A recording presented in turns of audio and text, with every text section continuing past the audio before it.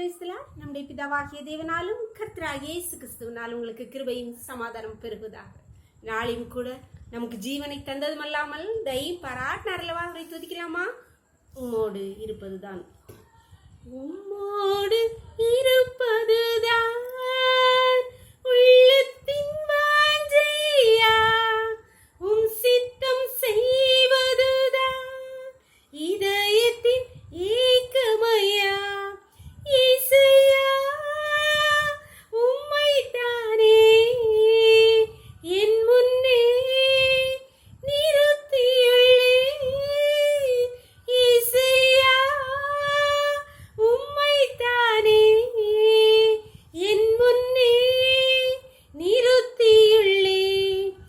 எனக்காக யாவையும் செய்பவரே, செய்து முடிப்பவரே, என் பாரங்கள் என் சுமைகள், என் பாரங்கள் என் சுமைகள் உம் பாதத்தில் இறக்கி வைத்தேன்.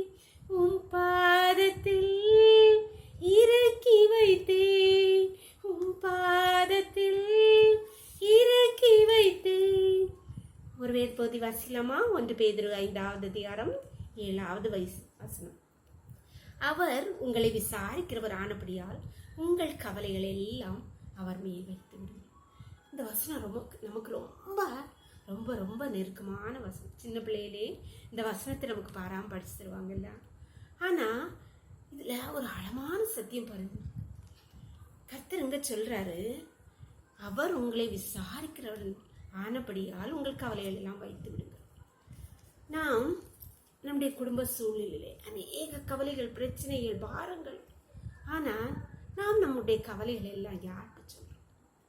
அதை அப்படி பிறர்கள்ட்ட, மக்கள்கிட்ட, நம்ம உடன்பிறப்புகள்கிட்ட, குடும்பத்தார்கிட்ட, நண்பர்கள்ட்ட சொல்லும்போது அதுலேருந்து கொஞ்ச நேரம் நமக்கு அந்த பாரம் கொஞ்சம் நீங்கின மாதிரி இருக்கும்.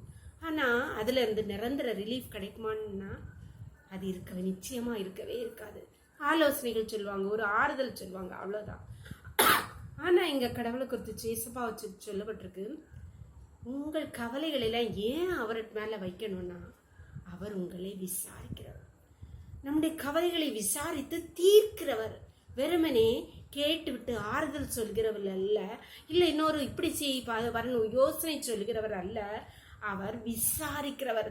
நம்முடைய கவலைகளை அதோடு நிவர்த்தி செய்கிறவர் ஆனபடினாலே நம்முடைய கவலைகள் எல்லாம் அவர் மேல் வைத்து விடுங்கள் என்று சொல்ல சொல்ல வச்சிரு நான் பார்த்துக்கிறேன் அப்படின்னு சொல்றார். அன்பானவர்களே, இந்த நம்பிக்கையோடு நான் என் தேவனிடம், என் அப்பாட்ட என் கவலையை சொன்னா அவர் அதை விசாரித்து தீர்த்து விடுவார். என் நம்பிக்கையோடு நம்முடைய பாரங்கள், கவலையில எல்லாம் அவர்கிட்ட இறக்கி வச்சிடலாமா? ஜெபம் பண்ணலாமா? எங்களை நேசிக்கிறேங்களா அன்பின் தகப்பனே, தர்மையான நாளுக்காக கூட நன்றியப்பா. நாளைக்கு கூட எங்களுக்கு ஈவாய் தந்தீங்களேப்பா. ஸ்தோத்திரம் ஸ்தோத்திரம் அப்பா. நாளையும் காலை முதல் இம்மட்டுமா உங்களுடைய தயவுள்ள கரம், உங்க கிருபை எங்களை தாங்கினதேப்பா. நன்றி நன்றி தகப்பனே. இப்பொழுது மடியாளோடு இணைந்திருக்கிற ஒவ்வொரு பிள்ளைகளும் உடைய கரத்திலே தருகிறோமப்பா. அநேக பாரங்களை, அநேக கவலைகளை சுமந்து கொண்டிருக்கிற ஒவ்வொரு பிள்ளைகளும் அப்பா, இந்த நேரத்திலே உடைய பாதத்திலே தங்கள் கவலைகளை இறக்கி வைக்கிற ஒவ்வொரு பிள்ளைகளுடைய கவலைகளையும் நீ விசாரித்தருள்வீராக, அதை தீர்த்து வைப்பீராக கர்த்தாவே.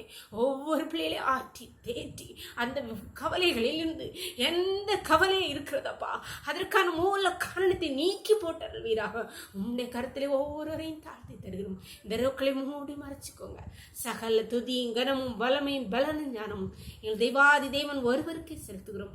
இயேசுவின் மூல ஜெபங்கள் நல்ல தந்தையே. ஆமீன் ஆமீன். God bless you. கர்த்தர் உங்களை ஆசீர்வதிப்பாராக. ஆமீன்.